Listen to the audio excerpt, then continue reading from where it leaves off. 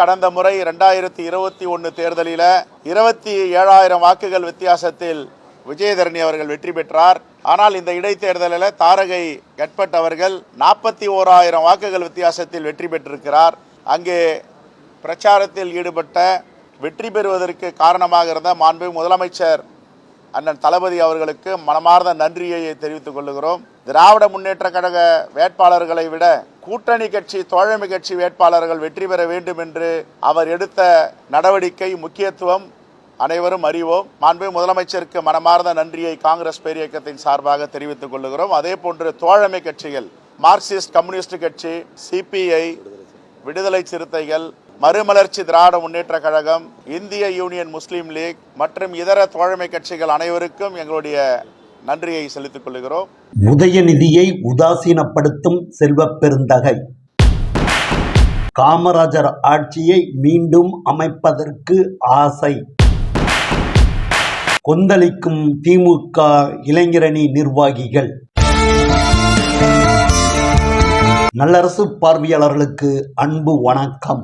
இந்தியாவிலேயே எந்த ஒரு மாநிலத்திலும் நிகழ்த்தப்படாத சாதனையாக தமிழகத்தில் மட்டும் ஆளுங்கட்சியான திமுக தலைமையிலான கூட்டணி 39 தொகுதிகளிலும் வெற்றி பெற்று பாரதிய ஜனதாவுக்கு பூஜ்ஜியத்தை பரிசாக அளித்த மாநிலம் என்ற வரலாற்று புகழை தாங்கி நிற்கிறது. புதுச்சேரியை உள்ளடக்கி தமிழ்நாட்டில் போட்டியிட்ட அனைத்து இடங்களிலும் பாசிச பாஜக படுதோல்வியை சந்தித்ததற்கும் அதன் கூட்டணி கட்சிகள் மண்ணை கவ்வியதற்கும் வித்திட்டவர் திராவிட மாடல் ஆட்சிக்கு தலைமை ஏற்றிருப்பவரும் திமுக தலைவருமான முதல்வர் மு.க. ஸ்டாலின் தான் என்று பாரதிய ஜனதாவுக்கு எதிராக களமாடும் தேசிய அளவில் செல்வாக்கு மிகுந்த அரசியல் தலைவர்களே மனம் திறந்து பாராட்டிக் கொண்டிருக்கிறார்கள். நாடாளுமன்ற தேர்தல் வெற்றி கொண்டாட்டங்களின் மகிழ்ச்சி குறைவதற்கு முன்பாகவே திமுக தலைமையிலான வெற்றி கூட்டணியில் அதிர்வலைகளை ஏற்படுத்தும் வகையில் தமிழக காங்கிரஸ் தலைவர் செல்வப் பெருந்தகை பேசி வருவது திமுகவின் தலைமையில் களமாடிக் கொண்டிருக்கும் அரசியல் கட்சி தலைவர்களிடமும் கடும் அதிருப்தியை ஏற்படுத்தியுள்ளது. அகில இந்திய காங்கிரஸில் செல்வாக்கு மிகுந்த இளம் தலைவர் ராகுல் காந்தியே திமுகவையும் அதன் தலைவர் மு.க. ஸ்டாலினையும் கொண்டாடி கொண்டிருக்கும் நேரத்தில் தமிழகத்தில் காங்கிரஸை வளர்த்தெடுக்கப் போகிறோம், மீண்டும் காமராஜர் ஆட்சியை அமைக்கப் போகிறோம் என்று அட்டைக்கத்திகளை வீசிக்கொண்டிருக்கும் செல்வப் பெருந்தகைக்கு உட்கட்சிக்குள்ளேயே கடுமையான எதிர்ப்புகள் கிளர்ந்தெழுந்து கொண்டிருக்கிறது. பின் விளைவுகளை பற்றி துளியும் கவலைப்படாதவர் என்று தமிழக காங்கிரஸில் அழியா புகழை பெற்றிருக்கும் கிளர்ச்சி தலைவர் ஈ.வி.கே.எஸ். இளங்கோவன் தமிழக காங்கிரஸ் கட்சியின் உண்மையான பலம் என்ன என்பதை முழுமையாக உணர்ந்து கொண்டிருப்பதால் தான் செல்வப் பெருந்தகை முன்வைத்த தனித்த வளர்ச்சி காமராஜர் ஆட்சி என்ற முழக்கத்திற்கு சம்மட்டி அடி கொடுக்கும் வகையில் பேராசை படக்கூடாது என்று உரக்க கூறியிருக்கிறார்.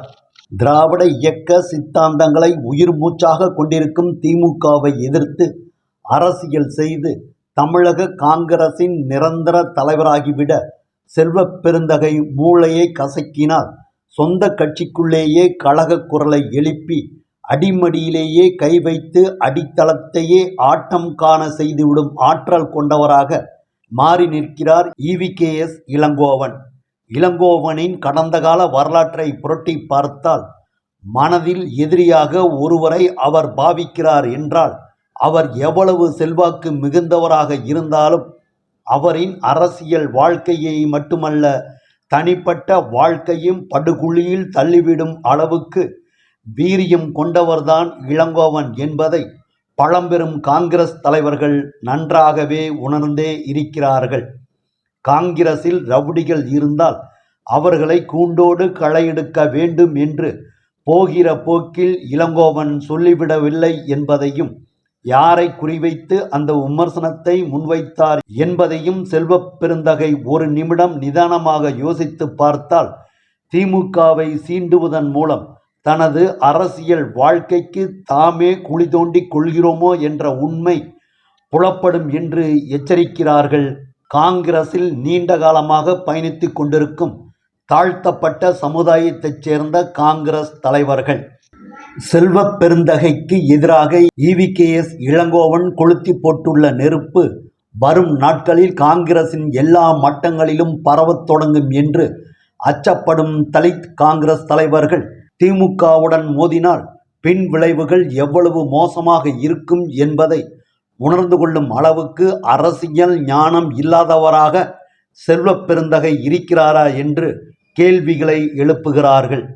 நாடாளுமன்ற தேர்தல் முடிவுகள் வெளியான நாளில் இருந்தே முதல்வர் மு.க. ஸ்டாலினையும் அவரது புதல்வரும் விளையாட்டுத்துறை அமைச்சருமான உதயநிதி ஸ்டாலினையும் திமுக கூட்டணி கட்சி தலைவர்கள் கொண்டாடி கொண்டிருக்கும் நேரத்தில் அபஸ்வரமாக செல்வப் பெருந்தகையின் திமுகவுக்கு எதிரான தனித்த எதிர்ப்பு குரல் காங்கிரஸ் தலைவர்களிடமும் கொந்தளிப்பை ஏற்படுத்தியுள்ளதைப் போல திமுக இளைஞரணி நிர்வாகிகளிடமும் செல்வப் பெருந்தகையின் அண்மைக்கால பேச்சுக்கள் ஆத்திரத்தை ஏற்படுத்தி இருக்கிறது என்று குண்டை தூக்கி போடுகிறார்கள் அமைச்சர் உதயநிதியின் தீவிர விசுவாசிகள். நாடு முழுவதும் பாரதிய ஜனதாவுக்கு எதிராக வீரியமிக்க அரசியலை மேற்கொண்டிருக்கும் செல்வாக்கு மிகுந்த மாநில அரசியல் கட்சி தலைவர்கள் சரத்பவர், மம்தா பானர்ஜி, அகிலேஷ் யாதவ், தேஜஸ்வி யாதவ், உத்தவ் தாக்கரே உள்ளிட்டவர்கள் நாடாளுமன்ற தேர்தலை எதிர்கொண்ட அவரவர் மாநிலங்களில் நிகழ்த்த முடியாத சாதனையை தமிழகத்தில் திமுக தலைமையிலான கூட்டணி மட்டுமே நிகழ்த்தி இருக்கிறது என்றால் அதற்கு முதல்வர் மு.க. ஸ்டாலினின் தேர்தல் வியூகம் மட்டுமே காரணம் என்று கூறி ஒதுக்கிவிட முடியாத அளவுக்கு அமைச்சர் உதயநிதியின் சூறாவளி பரப்புரையும் பொதுமக்களிடம் அதிர்வலைகளை ஏற்படுத்திய எதிர்க்கட்சியினருக்கு எதிராக அவர் முன்வைத்த அதிரடி விமர்சனங்களும் முக்கிய பங்காற்றியிருக்கிறது என்பதை மூன்றாவது முறையாக ஆட்சியை கைப்பற்றியிருக்கும் பிரதமர் மோடியும் உள்துறை அமைச்சர் அமித்ஷாவுமே நன்றாக உணர்ந்து கொண்டிருக்கும் நேரத்தில் திமுக கூட்டணியில் நீண்ட காலமாக அங்கம் வகித்திருக்கும் காங்கிரஸ் கட்சியின் தலைவரான செல்வப் பெருந்தகை உயிரை கொடுத்து பணியாற்றிய உதயநிதியை உதாசீனப்படுத்தும் வகையில் நடந்து கொள்வதை எப்படி பொறுத்து கொள்ள முடியும் என்று ஆவேசம் காட்டுகிறார்கள் திமுக இளைஞரணி மூத்த நிர்வாகிகள்.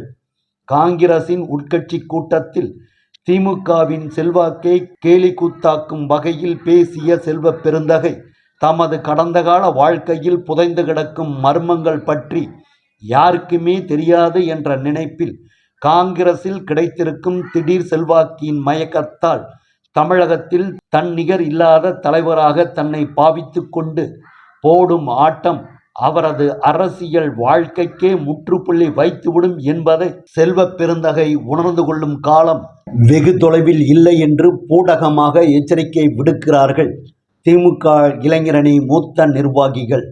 செல்வப் பெருந்தகைக்கு எதிராக திமுக இளைஞரணியின் கொந்தளிப்பிற்கு பின்னணியில் உள்ள விடயம் விவகாரமாக மாறியிருப்பதுதான் அதிர்ச்சி அளிக்கக்கூடிய ஒன்றாகும்.